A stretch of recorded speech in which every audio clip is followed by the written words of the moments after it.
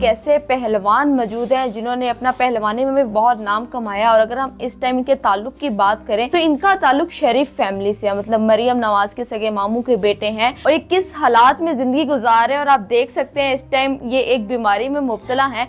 अगर हम रूम में एंटर हों तो रूम देख के अस्तगफिरुल्लाह अस्तगफिरुल्लाह, अल्लाह पाक रहम फरमा। ये देखें, छत देखें आप, तो किसी वक्त भी गिर सकती है। मेरी जो नस्ल है वो गामा पहलवान से शुरू होती है और इमाम बख्श पहलवान तक खत्म हो जाती है। गामा पहलवान और इमाम बख्श पहलवान ये आपस में रिश्तेदार थे। इमाम बख्श पहलवान की शादी थी, उसमें 4 भाई थे, जिनमें 2 की 4 की फैमिली थी। जो वालदा कुलसूम नवाज है वो इनके एक भाई की फैमिली में। मरियम नवाज साहब को तो पता ही नहीं मैं कहाँ बैठा हूँ, उन्हें मेरे नाम का ही नहीं पता मैं कौन हूँ। मेरे 5 बेटे हैं, इनका मुस्तकबिल कोई नहीं। मेरी वालदा है 17 साल उम्र है उसकी, तो वो यहाँ से एक मोड़िया पुल तक पैदल जाती है। वहां जाकर अदारे में पहले वो सफाई करती है 6 बजे, उसके बाद एक घर बर्तन धोने जाती है और एक घर वो कपड़े धोती है, यानी 3 शिफ्टें वो करती है। रात को आती है 9 बजे, आकर फिर उन्होंने मेरे बच्चों को खाना देना है। खाना कौन सा देना है? जो लोगों के घरों में इकट्ठा करना। उसने झूठ नहीं बोलना। आपने 300 रुपए दिहाड़ी में कितनी देर काम करते हैं? 2 साल। आपने नाश्ता किया है? करना भी।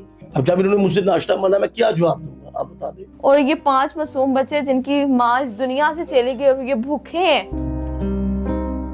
इस टाइम मैं गामा पहलवान की लड़ी और सुहेल भट्ट के घर के सामने मौजूद हूँ, जो मरियम नवाज के सगे मामू के बेटे हैं, उनके ब्लड रिलेशन से हैं। इस टाइम उनके घर के सामने मौजूद हूँ। तो मैं आपको अगर उनका घर दिखाऊं तो ये एक गेट है जहाँ से हम एंटर हो रहे हैं। और इस घर का किराया जो है ये वाला हिस्सा इनके हिस्से में नहीं आता। नेक्स्ट एक रूम है, सिर्फ एक रूम का रेंट ये जो है वो 8000 पे कर रहे हैं। और ये देखें, ये इनका घर है और किचन खाली है।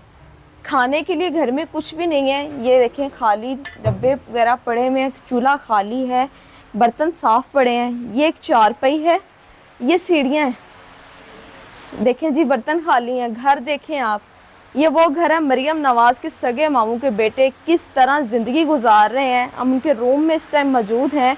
और अगर हम रूम में एंटर हों तो रूम देख के अस्तगफिरुल्लाह अस्तगफिरुल्लाह, अल्लाह पाक रहम फरमा। ये देखें, छत देखें आप, ऊपर छत कैमरामैन दिखाए तो किसी वक्त भी गिर सकती है। ये देखें और किस तरह इसको खड़ा किया गया है। ये पिलर दिखाइएगा, ये पिलर एक लगाकर ये छत खड़ी की गई है कि अगर ये गिरती है तो कई ईंटें जो हैं वो यहाँ से गिर सकती हैं। और ये छत, ये देखें, यहाँ पर इसको जो है वो स्टेबल किया गया है। और सिर्फ एक एनर्जी सीवर और ये एक पंखा मौजूद है इस घर में। और अगर हम इस छत के नीचे, ये जो छत कभी भी गिर सकती है, इसके नीचे ये 6 ज़िंदगियाँ जो हैं ये ज़िंदगी गुजार रही हैं। 6 ज़िंदगियाँ, 5 मासूम बच्चे और एक उनके वालिद साहब जिनकी बीवी अभी 25 दिन पहले इंतकाल कर गई। सुहेल भट्ट साहब मौजूद हैं और इनसे जानते हैं कि आखिरकार ऐसा वक्त कैसे आ गया। अस्सलाम वालेकुम। जी वालेकुम सलाम। सर कैसे हैं आप? गुजर रहा वक्त तो गुजर ही जाता है, ज़िंदगी का जो दिन गुजर जाए उसने गुजरना ही है। देखिए बच्चे, बात पता क्या होती है कि इंसान को अगले पल का पता नहीं है कि क्या हो जाना है।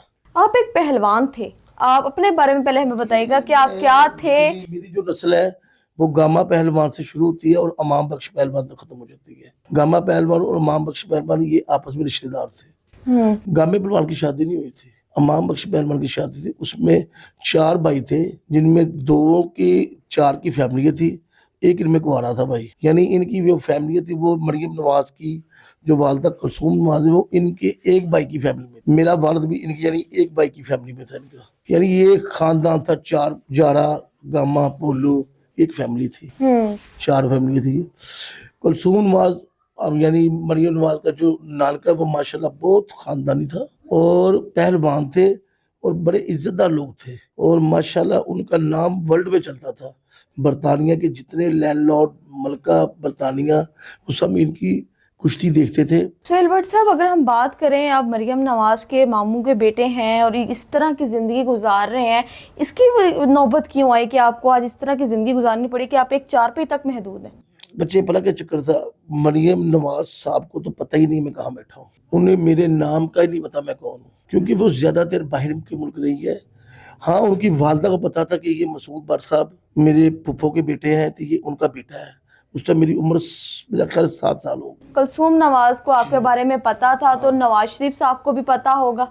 نہیں نواز شریف صاحب کو نہیں پتا ہوگا، کیونکہ نواز شریف صاحب، میری نواز شریف صاحب سے ملاقات ہی کبھی نہیں ہوئی تھی، کلثوم ماں صاحب سے ہوتی تھی، کیونکہ انہوں نے ایک شیلٹر بنایا ہوا تھا ایک لاہور میں غریب عورتوں کا، ایک یعنی ان کے حق میں وہ لڑتی تھی، تو میرے ابو کے ساتھ ادھر جا کے میری ان کی ملاقات ہوئی تھی۔ اس کے بعد مریم نواز صاحب تو کافی زیادہ باہر کے ملک میں رہی ہے، یعنی یہ جانتی نہیں میں کون ہوں۔ ہاں میری بیوی فوت ہوئی ہے، اس کے بعد میں 15 سال میں چارپائی میں نے گزاری ضرور ہے، کیونکہ میں بھی ایک سفید پوش اور خاندانی آدمی ہوں۔ کتنا عرصہ ہو گیا آپ کو چارپائی پہ؟ 15 سال ہو گئے ہیں۔ 15 سال میں آپ کی بیوی آپ کے ساتھ رہی، کیا ماحول میری رہا؟ بیوی میرے ساتھ 25 سال رہی ہے، بس وہ غربت میں فوت ہو گئی ہے۔ مریم نواز کا جتنا نان کا ماشاءاللہ کھاتا پیتا تھا، میرا ابھی بھی میرے والد کی جگہ کالے خان ہوٹل کے سامنے راوی روڈ سامنے بچری والا اڈا ہے، ہمارے ابھی بھی ادھر 3-4 مرلے جگہ ہے، ابھی بھی اگر وہ بک جائے تو 3-4 کروڑ میں، ابھی بھی 3-4 کروڑ کا میں مالک ہوں، اور قبضہ کیا ہوا چاچو کے بیٹوں نے، میں لڑ نہیں سکتا۔ مریم نواز سے انٹرویو کا آواز دینے کا یہ مقصد تھا میرا کہ مریم نواز صاحب میں آپ کا کزن ہوں، آپ مجھے نہیں جانتی، میں مانتا ہوں، پر میں آپ کو حوالہ دے رہا ہوں جو خاندان کا، میں آپ کا کزن ہوں اور آپ مجھے نہیں جانتی، پر میری آواز تو سن سکتی ہیں۔ کیا پروف ہے، ثبوت ہے آپ کے پاس کہ آپ کا تعلق شریف فیملی سے ہے؟ میں نے جن آدمیوں کو نام لیا اس سے بڑا ثبوت نہیں ہے۔ 15 سال سے آپ بیمار ہیں، آپ کی بیوی نے آپ کی خدمت کی ہوگی، آپ کو سنبھالا ہوگا، 25 دن پہلے ان کا انتقال ہوتا ہے، کیا فرق آ گیا زندگی میں؟ زندگی تو ختم ہو چکی بیٹا میری، اس کے ساتھ میری زندگی ختم ہے۔ یہ بچے ہیں جن کے ساتھ میری، وہ مجھے تھوڑا سا حوصلہ کہ یار ان کا مستقبل بنا دو۔ یہ آپ کے بچے ہیں؟ ہاں جی۔ کتنے بچے ہیں؟ میرے 5 بیٹے ہیں، ان کا مستقبل کوئی نہیں ہے، نہ میں سرکاری اسکول ڈال سکتا ہوں نہ میں پرائیویٹ، سرکاری اسکول کا بس صاحب لگانے، میں چلا گیا لڑکی کی، میں نے بچے داخل کرنے، ان کے جی بے فرم لائے، سرٹیفکیٹ لائے، سب کچھ دے دیا۔ اب انہوں نے کہا جی ان بچوں کی وردی ہوگی آپ نے سوانی ہے، اچھا بھی وہ بھی کسی سے کر لیتے ہیں۔ اب کتابیں بھی باہر سے لینی ہے، کاپیاں بھی باہر سے لینی ہے، سرکاری اسکول کون سا ہے مجھے بتائیں۔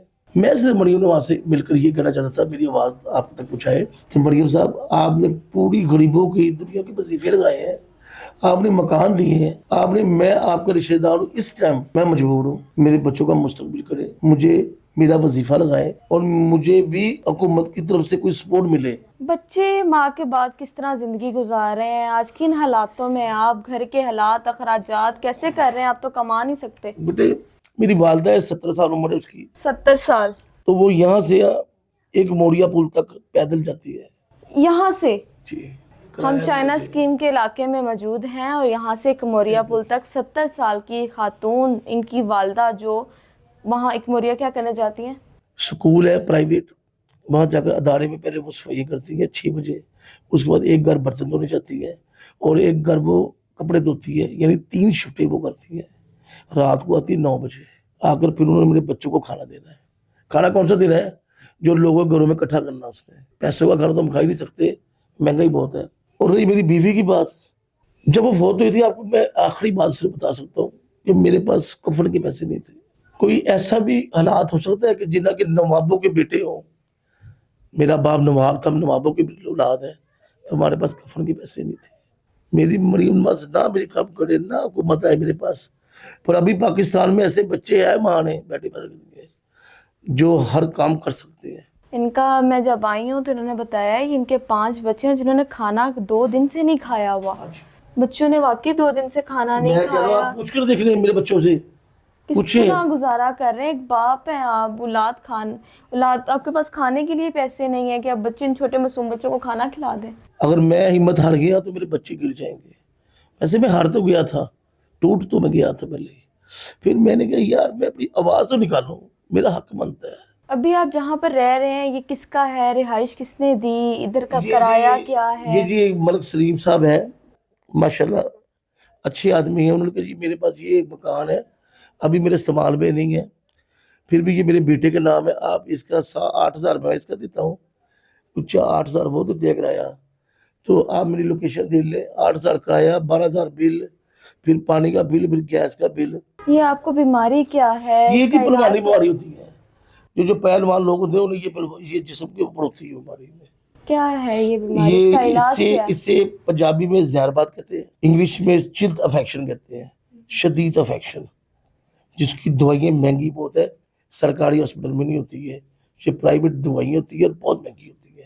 جی میں کہ معمولی شہری ہوں سیم صاحب، میں اتنا کہوں گا کہ میرے بچوں کا مستقبل دے، میرا وظیفہ لگائے और मुझे कोई अच्छी जगह घर दें, मेरा हक है। इस घर का कितना किराया दे रहे हैं, और 8,000 घर आप देखें, आपको दिखाएंगे, ये ऊपर कैमरामैन आपको दिखाएगा, एक घर की छत कभी भी गिर सकती है, और ये इस पिलर के जरिए जो है ना ये खड़ी की गई है। अल्लाह ताला ने जिन्हें साबित हैसियत किया हुआ है वो मेरी आवाज़ सुने और मेरी मदद को है, क्योंकि मैं एक सफ़ेद पोश आदमी हूँ, ना मैं मंगता हूँ और ना मेरे वालदा ने मुझे मंगने की पाई है। मैं सिर्फ बच्चों की खातिर अपने आप को जंग लड़ रहा हूँ अपने बच्चों के लिए, और लड़ता रहूंगा। हर माँ बाप को चाहिए अपने बच्चों के लिए जंग लड़नी, ये उनका हक है उन बच्चों का। अगर वो आज जंग लड़ेगा हर माँ बाप, तो वो कोई भीख नहीं मांगेंगे, हुकूमत से लड़े, आवाम से लड़े भी हमें हमारा हक दे। ये जो पीछे 4-5 आप मासूम बच्चे देख रहे हैं ना, इन्होंने 2 दिन से कुछ नहीं खाया। ये मासूम बच्चे आप ये देखें, जो 300 350 दिहाड़ी पे जो काम पर जाते हैं, ये इनका बेटा। झूठ नहीं बोलना, आपने 300 रुपए दिहाड़ी में कितनी देर काम करते हैं? 2 साल 300 रुपए दिहाड़ी कितनी? 300 रुपया। मेरे बच्चे की उम्र पढ़ने की है, वो काम कर रहा है। 9वीं के पेपर दिए मेरे से बेटे ने, बड़े ने। आगे इधर मैं पढ़ा नहीं सकता। ये वाला बेटा 9वीं के पेपर दिए हैं, और मैं इसे आगे नहीं पढ़ा सकता। इससे छोटे बच्चे हैं, ये बच्चा भी छोटे, इनका मुस्तकबिल कोई नहीं है, कुछ भी नहीं, खत्म हर चीज। आपने नाश्ता किया है? करना भी, नाश्ता भी नहीं अभी किया। आपने किया है? अभी करना है।